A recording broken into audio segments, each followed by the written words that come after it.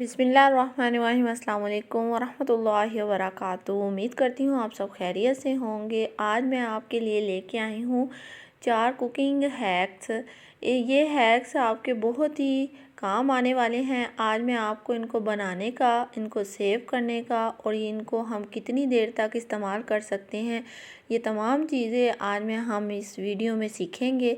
आपने वीडियो को पूरा देखना है, स्किप नहीं करना। वीडियो को पूरा देखने से ही आपको समझ आएगी कि हमने इनको कैसे बनाया है, किस तरह तैयार किया है। चलें जी, हम अपनी रेसिपी शुरू करते हैं। बिस्मिल्लाहिर्रहमानिर्रहीम। यहाँ पे मैंने ग्रीन चिलीज़ ली हैं।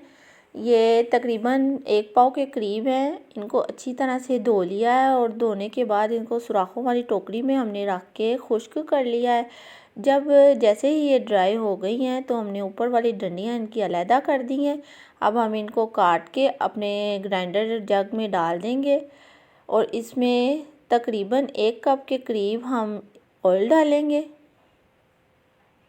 और 1 टीस्पून नमक डालेंगे। अच्छा सा फाइन सा पेस्ट हमने बना लेना है। अब यहाँ पे हमारे पास बहुत अच्छा फाइन पेस्ट तैयार हो चुका है।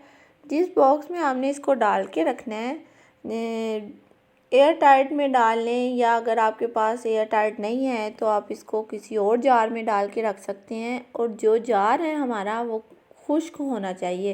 पहले उसको ड्राई कर लें, फिर इसमें ये जो हमारा पेस्ट है वो इसमें सेव कर लें। अब इसके साथ हम अपना अगला पेस्ट शुरू करते हैं। ये है जिंजर यानी अदरक का भी पेस्ट हम बना लेंगे। इसको भी तकरीबन मैंने पाव ही लिया है और छील के अच्छी तरह से धो के खुश्क कर लिया है। खुश्क करके इसको इस तरह टुकड़ों में काट लिया और 1 कप ऑयल डाला है और 1 टीस्पून नमक डाला है।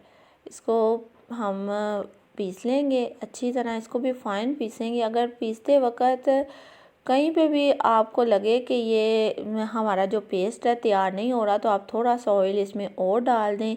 और इसको अदरक को अच्छी तरह से खुश्क करना लाजमी है, क्योंकि अगर ये खुश्क ना होगा तो फिर हमारा जो पेस्ट है उसमें स्मेल क्रिएट हो सकती है। ऑलमोस्ट हमारा जो जिंजर का पेस्ट है वो तैयार हो चुका है। अब इसको भी हम एयर टाइट जार में निकाल लेते हैं। अब अगला हमारे पास है गार्लिक पेस्ट हम तैयार करते हैं। वो भी इसी तरह हमने पाव के करीब ही गार्लिक लिया है। उसको अच्छी तरह से छील लिया। छीलने के बाद धो लिया और धो के फिर ड्राई किया। ड्राई करने के बाद हम जैसे ही मैंने चिलीज़ में और अपने उसमें जिंजर में डाला था ऑयल, इसी तरह इसी में 1 कप ऑयल डालना और 1 टीस्पून नमक डालना है। इसका फाइन सा पेस्ट बना लेना और इसको भी जार में सेव कर लेना है। प्रिजर्व करने के लिए इसका जार का खुश्क होना लाजमी है, क्योंकि अगर ये जार खुश्क ना होगा तो आपका जो पेस्ट है वो बहुत जल्द ख़राब हो जाएगा। इसको आप फ्रीज़ करना चाहते हैं तो फ्रीज़ कर लें। अगर आप इसको फ्रिज में रखना चाहते हैं तो फ्रिज में रख के इस्तेमाल कर सकते हैं। ये ख़राब नहीं होगा। जो हमने इसमें ऑयल डाला है उससे ये हमारा पेस्ट है वो, इसका एक तो कलर ख़राब नहीं होगा और दूसरा हमारा पेस्ट ख़राब नहीं होगा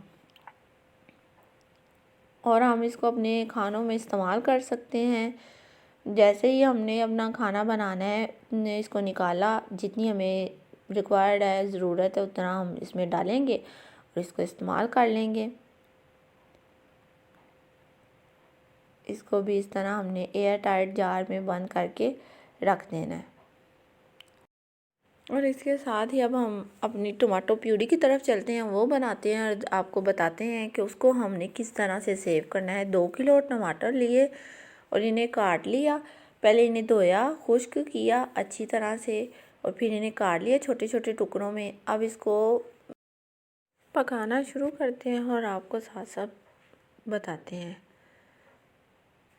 इस तरह से आपने छोटे टुकड़ों में काट के अपने पॉट में डाल देने हैं और इसमें पानी बिल्कुल ऐड नहीं करना, क्योंकि पानी की हमें ज़रूरत नहीं है। इसमें टमाटर जो है वो अपना पानी खुद छोड़ेगा, उसी पानी में ये गल जाएगा। तकरीबन 20 से 25 मिनट हमने इसको कवर करके रख देना है। तो पहले हाई फ्लेम करनी है, फिर आपने मीडियम टू हाई कर देनी है।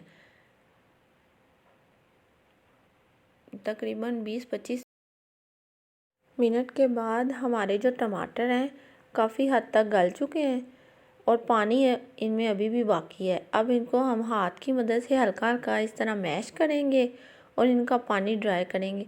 जैसे ही हमारे टमाटरों का पानी ड्राई हो जाएगा, हम इसमें हमारे पास सिट्रिक एसिड है वो इसमें डालेंगे। सिट्रिक एसिड डालने से जो हमारी प्यूरी है वो ख़राब नहीं होती। अगर आपके पास लेमन है तो आप इसमें 1 टेबलस्पून लेमन डाल सकते हैं। कुछ लोग ऑयल भी डालते हैं, लेकिन यहाँ पे मैंने सिट्रिक एसिड का इस्तेमाल किया है। सिट्रिक एसिड को टार्ट्री कहा जाता है, इसको टार्ट्रिक एसिड भी कहा जाता है। ये आपको मार्केट से आप जिस भी नाम से लेंगे आपको बआसानी मिल जाएगा। वो इसमें सिट्रिक एसिड का हमने यहाँ पे 1/2 टीस्पून इसमें शामिल करना है। इससे हमारी जो प्यूरी है वो सेव रहेगी, ख़राब नहीं होगी। अब यहाँ पे इसको तकरीबन 10 मिनट के लिए हम और मज़ीद पकाएंगे और इसका पानी खुश्क करेंगे। खुश्क करने के बाद फिर हम अगले मरहले में पहुँचते हैं और आपको बताते हैं। ये मैंने 1/2 टीस्पून यहाँ पे सिट्रिक एसिड इसमें डाला है।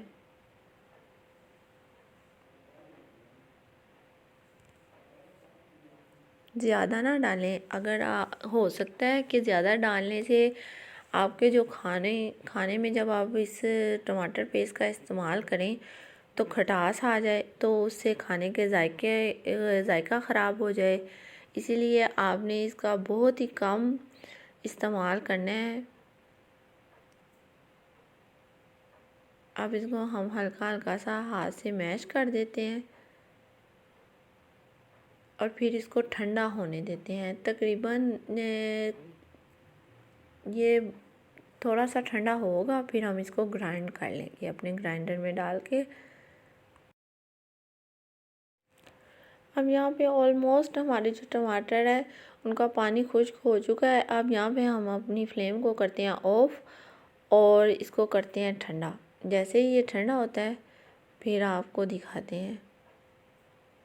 तकरीबन हमारा जो पेस्ट है काफ़ी हद तक ठंडा हो चुका है। अब हम इसको अपने ग्राइंडर में जग में डाल के इसका अच्छा सा पेस्ट बना लेते हैं। इसका भी ऐसे ही हमने फाइन सा पेस्ट बनाना है। पेस्ट बनाने के बाद ये हम इसको एक छन्नी लेंगे, उसमें स्टेन कर लेंगे ताकि जो बीज और छिलके हैं वो हमारे पास उनकी हमें ज़रूरत नहीं है, वो ऊपर स्टेन हो जाए और जो हमारी फाइन सी प्यूरी है वो तैयार होके हमारे पास आ जाए। अच्छी तरह से इसको हमने स्टेन कर लिया है।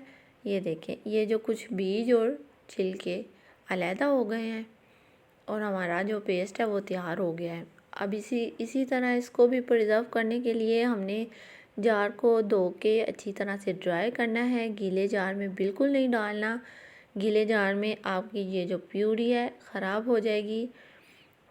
इसको हम अपने एयर टाइट जार में डाल दें और आपको दिखाते हैं। इसके साथ ही अगर आप मेरे चैनल पे नए हैं, मेरे चैनल को लाइक करें, शेयर करें, सब्सक्राइब करें। ये इस तरह से हमने जार लिया है, इसमें अपनी ये प्यूरी है, इसको सेव कर लेंगे। ये ऑलमोस्ट आपकी 1 माह तक ख़राब बिल्कुल नहीं होगी। आप इसको अपने खानों में जब चाहें इस्तेमाल करें। अगर फ्रीज़ करेंगे तो इसको खाना पकाने से कुछ देर पहले निकाल दें ताकि ये नरम हो जाए, ताकि आपको इस्तेमाल करने में आसानी हो। और अगर आप फ्रिज में रख के इसको इस्तेमाल कर रहे हैं तो फिर जब आप पकाने लगें तो आप इसको निकाल के इस्तेमाल कर लें। इस तरह से हमारे ये चारों हैक्स तैयार हैं। आज मैंने आपके साथ जो टिप शेयर की वो आपको बहुत ही फ़ायदा पहुंचाएंगी। आप इनको ज़रूर बनाएं और मुझे बताएं आपको मेरे ये हैक्स कैसे लगे, मेरी ये टिप्स कैसी आपको लगी, और मुझे दुआओं में याद रखें। ओके, अल्लाह हाफिज़।